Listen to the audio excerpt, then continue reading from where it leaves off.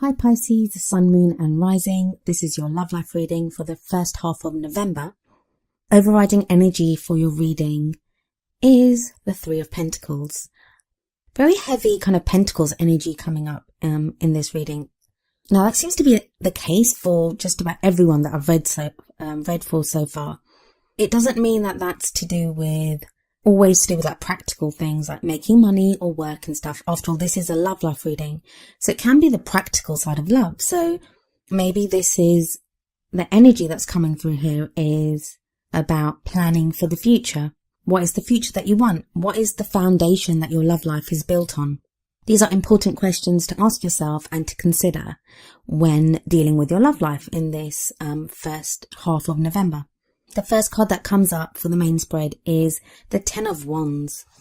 Very much tells me that many of you might be feeling really overburdened at this time, like you have so much going on. You might have been working really hard towards something to do with your love life. It just feels like you have too much on your plate, or maybe that it's become too much. Tens are the end of a cycle. So whatever that cycle is that's been causing you, that you've been working so hard at, it is now coming to an end. And the advice that the Ten of Wands has for you is, remember why you started doing it in the first place. Remember why you started directing so much of your own energy towards this relationship or ideal of love or person. What is it that made you do that? Ask yourself that and reconnect with that. The other thing that I think a lot of you Pisces are being asked to do is, while you have that feeling overburdened with commitments, responsibilities, like you've just got so much on your plate right now, and it seems to be to do with your love life, you're being asked to reconnect with the innocence of love, because you have the Page of Wands that's crossing it. Like, it's stopped being fun. Your love life has stopped being fun. Now, this isn't just for people that are in relationships. This can be if you're single as well. Like, dating's supposed to be fun. Getting to know new people is supposed to be fun. Looking for love, it's supposed to be fun. At its very essence, it's supposed to bring us joy. It's supposed to, make us feel good. And for whatever reason, that feeling like there's so much on your plate right now, or dealing with so much, it's taken that kind of more lighter, more fun energy out of it. It's taken that away. Not taken that away, but it's just, that's not there at the moment. You're not experiencing that spark of fun or joy or whatever it is. I keep saying fun. I don't know why it keeps coming up as fun, but I don't mean just fun. I also mean just the lighter side of love. That seems to be missing at the moment. If you're in a relationship, it might be that while you've been working at stuff together, you're not reconnecting on a lighter level. When's the last time you did something just for the joy of it?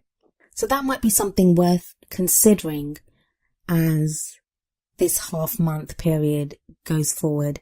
When you're planning for your future, when you're planning where you want your love life to go from here forwards, don't just plan in like, oh, I want us to get married or to have a house together or to start a family. Try to think of where you want to be as people connecting with each other as well. That spark of creativity. What is it that you want to create together? Not just a family, but the kind of feelings and emotions and the energy that you want to create together as a couple. And that's whether you're with someone or whether you're looking for someone. In the past, you have the Ten of Pentacles. So another 10. You're definitely coming to the end of a cycle. So that's the second 10 that you've had come up here. Whatever practical work you've been doing towards your love life, you've probably been very good at it and you've done a good job of it. Now, that can be something as simple as you becoming really clear on what you want in your love life. Like having a look at past relationships and deciding, no, I don't want that again, or I liked that about this. And the Ten of Pentacles doesn't actually mean that, what I just said about having learned your lessons, but that seems to be coming up here for some reason. Because I'm seeing a completion of that cycle, but it's like the practical side of love. The practical needs for your love life. And that can be physical too, because pentacles are all to do with physical reality and not just like practical things like money and work and investments and savings and houses and those types of things. But it can be the physical side of love too. And tens are like reaching the peak of that. So you may have reached the peak of what it is that you want physically. Maybe you've moved somewhere to be closer to love or to have more of a love life. You've changed jobs, you've got enough savings set aside, or, you have money. It could even be something as simple as buying a subscription with a dating agency. So it's that kind of thing. Like, you've done what needed to be done, and there are rewards associated with this. Now, Ten of Pentacles is also about legacies. So it can be an inheritance, but also what kind of legacy do you want to leave behind in your love life? And that's something that you seem to have become very clear on. And indeed, it seems like we're going in reverse here, but we're not, because the next card is the Nine of Pentacles. And obviously the Nine of Pentacles is one less than the 10, but it's like you've done it the other way around. Like, Pisces, it's like you got clear on the legacy and you felt the contentment and the happiness of the practical before you allowed yourself to enjoy it. Nine of Pentacles is all about enjoying the fruits of our labor. Like, we've done all the hard work and now it's time to sit back, relax and enjoy the fruits of our labor. So whatever legacy you set in place in the past, whatever that work was that you did, whatever cycle you completed to do with practical issues, you are now enjoying the fruits of that labor, at least in a practical sense. But you may be doing that alone. So even if you're in a relationship and in that relationship you've been working together or doing, I don't know, whatever it is that you guys have been working on together, you still have that kind of solitary feeling, like you're still very much independent. This doesn't have to be a bad thing. Maybe in the past you were always too reliant on your partner or being in a relationship, like that was your identity. And now it's more about you want to retain your own identity. You want to retain that independence. This may even indicate wanting to take some time out for yourself in your love life. Like the contentment of being alone or being by yourself for a little while at least. I mean, it's not like the hermit energy where you're trying to learn something about yourself. I think you've learned whatever it is that you needed to learn. This is more like you savouring that which you have worked at and that which you've enjoyed. It may be that some of you have been through a divorce and that Ten of Pentacles in the past was what you gained from that divorce. And I say gained, but like alimony or that type of thing. And now it's about you enjoying your newfound freedom, your independence, and even your finances. The reason I say this is the Queen of Swords comes up in the future. Now, this could be you, whether you're male or female, having been through a divorce or having been through a breakup, and you now have like strength to go forward, like you're free. If it's not you, if it's not referring to you, or you're not, that situation doesn't resonate with you, this could be someone that you're involved with, and it can be male or female. Remember, these readings are for both same-sex couples, whether you're looking for someone of the opposite sex, whatever kind of relationship you're into. When the kings and queens come up, each card indicates both. So the Queen of Swords here would indicate a male or a female energy. Even like a gender, if you're genderless, it could apply to you too. But the cards themselves, they come up with a king or a queen, and that's just to make it easier for me to read because they have their own meanings. It's not a comment on anyone's lifestyle choices or anything like that. But you have the Queen of Swords in the future. I see some of you, especially leading on from the 9 as this does, as kind of protecting yourself. Protecting yourself maybe from being hurt. Like you may think, I don't know if I want to get into a new relationship. If this is someone else that's in your life with this kind of energy, there may be an Aquarian, Libran, or a Gemini. Definitely have that kind of air quality of being very intelligent, very logical. Can come across as kind of cold sometimes. And this might be relative, because come on Pisces, you guys are so emotional and so not in a bad sense, but you're just more in touch with your emotions than say maybe an air sign would be. So by comparison, you may find this person that is coming into your life, or this energy that's coming into your life, as kind of cold, or you don't understand how they can be so logical and not emotional. But it may be that they just appear to be like that on the surface, that underneath they have all the emotions that you have, but they just don't express them as well as you do, or convey them in a way that you're used to them being conveyed. Whoever this person is, no matter how cold they might appear to be, it's crossed by the Page of Wands. The card's crossed by the Page of Wands, and that's a spark. something new might be beginning with this person. It's difficult to tell because there seem to be so many story threads running through this. Like usually there's a couple that seem really clear, or at least one. Here there could be so many. Like the energies are very broad and could apply to so many different people in so many different ways. And obviously only you will know how the story applies to you for your own life. I can't give every single different permeation of any kind of story because it really depends on what you're going through in your life right now. What crowns you, or your goal and ambition, you have the 8 of Wands. As much as you might want to take a time out or want to savor your practical achievements or not get involved, don't think you're going to have a choice. You have the 8 of Wands here.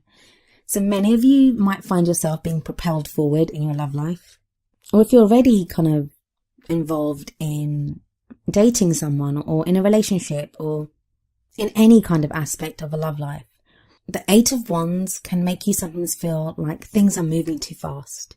So you might be trying to dig your heels in and say, hey, can't we just stay here for a moment? But the situations around you or whatever's happening may be propelling you forward. Now, the best use you can make of that energy is to go with the flow, to go with that energy, to just open up and let yourself go with it. That's how you'll make the most of it. And you will find yourself propelled forward in a direction that is actually really beneficial for you. Some of you are actually going to be quite happy with that news because with this kind of Pentacles, very strong Pentacles energy that's been coming up in the past, and the 10 of Wands at the heart of this reading, you may have felt like stuck for so long, like you've just been stuck and like you were never going to get moving, like there's been a burden on you and that's been weighing you down. But now it's going to be like you have wings and you're going to be propelled forward. You're going to be flying forward, Pisces, whether you like it or not. In your feelings, you have the Knight of Cups. This is very much your energy. The Knight of Cups is a knight ruled by water. So either that's you, or it could be another Pisces or Scorpio or Cancerian. Now this might be someone that you have feelings for, or this just might be how you're feeling. So right now, no matter how old you are, no matter how many relationships you've been in, there's a newness to the way you're feeling. So maybe you've not felt this way about someone before, or you want to get back to the innocence of what it was like to love, to be swept away, to have that feeling of just falling head over heels in love with someone. The only thing it does warn you of is the Knight of Cups can sometimes take to like flights of fancy and get lost in the fantasy of like romance and romantic delusions. And I don't think that's going to be the case for most of you because that very strong Pentacles energy that's coming across in the 3 of Pentacles, the overriding energy, and in the past and present, I think that's going to be great at grounding you. Especially those of you that have earth signs in your rising, moon and sun, depending on where Pisces is in your chart. So it may be worth checking those out because that might be a stronger energy and that will balance out whatever's happening in this reading. I wonder if for some of you, someone's coming back because you have the Judgment card in your outside factors.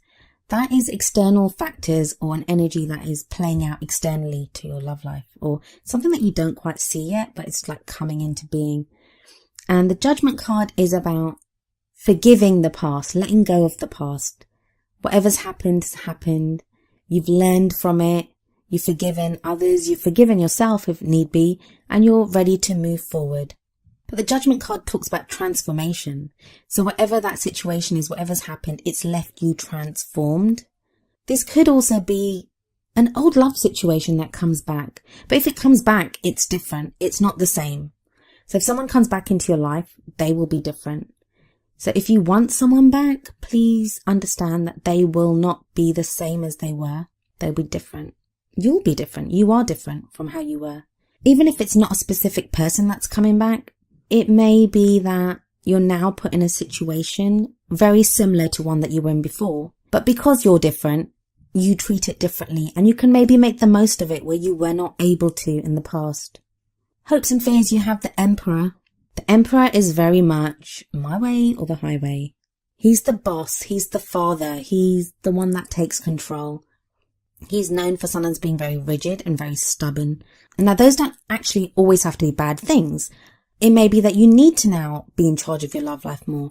And by that, maybe in the past you let people kind of walk all over you, and now you've kind of learned, or you know, and you have the success with the 10 of Pentacles and the 9 of Pentacles. You have the independence to know that, well, if I get into a relationship again, or if I move forward in this relationship, if you're already in one, I'm going to be more in control. I'm going to voice my concerns. I'm going to, say my needs, be open about the things that I want.